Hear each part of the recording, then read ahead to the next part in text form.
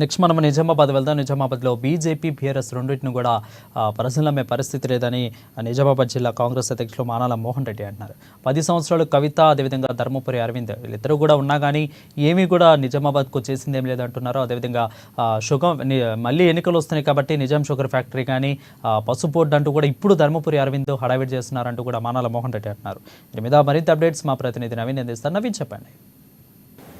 Parliament ఎన్నికల తేదీ దగ్గర పడడంతో నిజామాబాద్ జిల్లా ఎన్నికల ప్రచారం ఓరిగా కొనసాగుతుంది. ముఖ్యంగా ఇటు 3 ప్రధాన పార్టీలు కూడా ఒకరిపై ఒకరు విమర్శలు చేసుకుంటున్నారు. అయితే ముఖ్యంగా నిజామాబాద్ నియోజకవర్గంలో ఇటు కాంగ్రెస్ పార్టీ ప్రచారంలో కొనసాగుతుంది. తుక్కడగూడ సభ ఎంతవరకు దోహదం చేస్తుంది దీనిపై మాత్రం మాట్లాడి నిజామాబాద్ జిల్లా కాంగ్రెస్ పార్టీ జిల్లా అధ్యక్షుడు మానాల మోహన్ రెడ్డి గారు వీరు అడిగి మరి చెప్పండి. ముఖ్యంగా మీ ఇంటింటికి ప్రచారం చేపడుతున్నారు, ప్రచారం ఎలా కొనసాగుతుంది? ముఖ్యంగా తుక్కగూడ సభ మీకు ఎంతవరకు దోహదం చేస్తుంది? ఖచ్చితంగా తుక్కుగూడ సభతోటి మరొకసారి తెలంగాణ రాష్ట్రంలో ప్రజాస్వామ్యవాదులంతా కాంగ్రెస్ వైపు ఉండాలనేది వాళ్ళ ఆలోచన. తుక్కుగూడ సభతో అది నిరూపితమైంది. 100 రోజుల పాలనలో కాంగ్రెస్ పార్టీ ప్రజలకు మరింత చేరువైంది. తుక్కుగూడ సభ ద్వారా తెలంగాణ వ్యాప్తంగా కాంగ్రెస్ పార్టీ యొక్క ఆలోచనల్ని కాంగ్రెస్ పార్టీ ఇచ్చినటువంటి జాతీయ మేనిఫెస్టోను ఆ రోజు ఆవిష్కరించడంతో పాటు ప్రజలకు దాన్ని తీసుకెళ్ళడానికి ఒక ప్రయత్నం ప్రారంభమైంది. ఖచ్చితంగా అందులో భాగంగానే జిల్లాలో జీవన్ రెడ్డి గారి అభ్యర్థిత్వం ప్రకటించిన తర్వాత మొట్టమొదటిసారిగా మొదటి విడతగా నియోజకవర్గంలోని ముఖ్య నాయకులతోటి ఆత్మీయ సమ్మేళనం ఏర్పాటు చేయడం జరిగింది. దాంతోపాటు కొన్ని వర్గాలకు సంబంధించిన ఆత్మీయ సమ్మేళనలతో వాళ్ళ ఆలోచనలు పంచుకోవడానికి, వారికి వాస్తవాలు చెప్పడానికి ఒక ప్రయత్నం చేసినాం. నేటితో బాల్కొండ నియోజకవర్గంలో జరుగుతున్నటువంటి ఆత్మీయ సమ్మేళనంతో మొదటి దశ ప్రచారం ఏదైతే ఉందో అది పూర్తవుతుంది. ఇక రెండవ దశ ప్రతి మండలానికి వెళ్ళి, మూడో దశలో ప్రతి గ్రామానికి వెళ్ళి కాంగ్రెస్ పార్టీ 50% దాటే విధంగా, పోలైన ఓట్లలో 50% దాటే విధంగా కాంగ్రెస్ పార్టీ ఒక వ్యూహాత్మకమైన ప్రణాళికలు సిద్ధం చేసుకొని ముందుకెళ్తుంది. అందులో ప్రధానంగా పార్లమెంట్ ఇన్ఛార్జు సుదర్శన్ రెడ్డి గారు, పార్లమెంట్ అభ్యర్థి పెద్దలు జీవన్ రెడ్డి గారు కోఆర్డినేషన్ చేస్తూ జైత్యాల నిజామాబాద్ జిల్లా అధ్యక్షులుగా మేమిద్దరం కూడా సమన్వయపరుస్తూ ముందుకెళ్తున్నాం.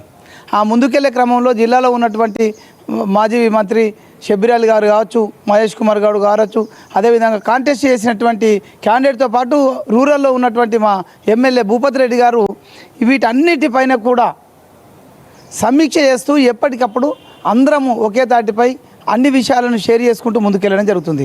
ఒక పక్క ఓడిపోయిన అభ్యర్థులు అయితేనేది, మరొక పక్క గెలిచిన ఎమ్మెల్యేలు అయితేనేది, మరొక పక్క వివిధ హోదాలు ఉన్నటువంటి ఈరవత్రాణిలు కావచ్చు, ఆకులత కావచ్చు, ఈ విధంగా అందరం కూడా ఒక తాటిపై జీవన్ రెడ్డి అభ్యర్థిత్వాన్ని ఏకగ్రీవంగా ఆమోదించినటువంటి పరిస్థితి ఈ పార్లమెంట్లో ఉంది. కాబట్టి ఖచ్చితంగా నేను అనుకుంటున్నాను, జీవన్ రెడ్డి గారి గెలుపు నల్లేరు మీద నడికే, కానీ ఆయనను ఎక్కడ కూడా అటువంటి దానికి తావివ్వకుండా గెలిచేంత వరకు నిరంతరం పోరాటం చేయాల్సిందిగా కాంగ్రెస్ పార్టీ శ్రేణులకు, కాంగ్రెస్ పార్టీ నాయకులకు నిత్యం ఎప్పటికప్పుడు మేము సూచనలు సలహాలు ఇస్తూ మేము కూడా ఫీల్డ్లోనే ఉంటూ ముందుకెళ్ళడం జరుగుతుంది. నేను అనుకుంటున్నా జూన్ 4వ తారీఖు నాడు కాంగ్రెస్ పార్టీ జెండా ఈ నిజామాబాద్ పార్లమెంటుపై ఎగురుతుందనే దానికి నేను ధైర్యంగా చెప్పగలుగుతున్నాను. ఎందుకంటే దీనిలో 2 ప్రధానమైన అంశాలు ఉన్నాయి కాంగ్రెస్ గెలుపుకు ఉపకరించేది. ఒకటి, గత 10 సంవత్సరాలు కింద ఉన్నటువంటి కవిత గారేమో ఆమె వ్యాపారాలు వ్యాప్తింపజేయడానికి ఈ పార్లమెంటు పదవిని వాడుకుంది. రెండవది, గత 5 సంవత్సరాలుగా ఉన్నటువంటి అరవింద్ గారేమో కళ్ళబొల్లి మాటలతో, తప్పుడు వాగ్దానాలతో ప్రజలను మభ్యపెడుతూ కేవలం సోషల్ మీడియా ద్వారా, పత్రికల ద్వారా ప్రపగండ చేసుకోవడం తప్ప ఈ పార్లమెంటుకు సంబంధించేంత వరకు గత 10 సంవత్సరాలుగా, ఎందుకంటే మేము చెప్తున్నాం, అంతకుముందు ఉన్న 10 సంవత్సరాల్లో మధుయాసి గౌడ్ గారు ఈ పార్లమెంట్ సభ్యుడిగా ఉన్నప్పుడు ఇక్కడికి మేము తీసుకొచ్చినాం, బ్రాడ్గేజ్ లైన్ తీసుకొచ్చినాం, అంతేకాకుండా పాస్పోర్ట్ ఆఫీస్ తీసుకొచ్చినాం, అంతేకాకుండా పసుపు పరిశోధన కేంద్రాన్ని తీసుకొచ్చినాం. ఈ విధంగా చాలా విషయాలలో కాంగ్రెస్ పార్టీ అభ్యర్థి అప్పుడున్న ఎంపీ మధుయాసి గౌడ్ గారు వీటన్నిటి కూడా ముందుకు తీసుకెళ్లడం జరిగింది. దానికి అప్పుడున్నటువంటి కాంగ్రెస్ ప్రభుత్వంగానే అవన్నీ సహకరించినాయి.